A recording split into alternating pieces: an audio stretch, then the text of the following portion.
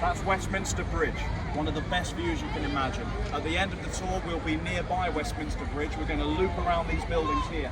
But if you wish to go over Westminster Bridge, beware, because up there, very famous for pickpockets on that bridge. Just to let you know, it gets very crowded and sometimes people notice their mobile phones have gone. So be extra careful on that bridge alone, it's notorious. But let us speak of this building, this magnificent structure. Now, most of this dates back to the 1850s. However, this section here, the sloping brown tile roof, that dates back to the 13th century. It was in there where a man called William Wallace was put on trial in 1305. William Wallace was a Scottish rebel.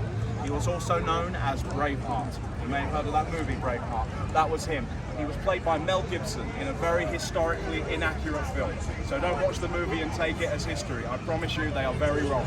But, that's strange. Talking of a Scottish rebel, I can hear bagpipes in the distance. That's good timing. That's the power I have around here. But here on the corner, arguably the most iconic thing in this city.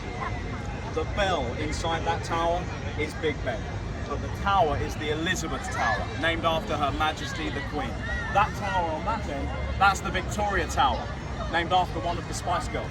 However, I think I might be right, I'm not sure, I could be wrong, I don't know. However, yes, Queen Victoria was on the throne for 64 years, whereas Elizabeth II, my goodness, over 70 years. So the two longest reigning monarchs we've had, one either side. In the middle, that's the St. Stephen's Tower. That was adapted into aircon, so that's actually the air conditioning in there. However, this tower, that always gets the attention, and quite rightly so, it's beautiful. A few years ago, before they covered it in scaffold, the surveyors noticed one thing. It's quite alarming. Where the London Underground, going underneath here, the vibrations of the trains, it caused a problem. You couldn't see it from here, I didn't know, no one knew.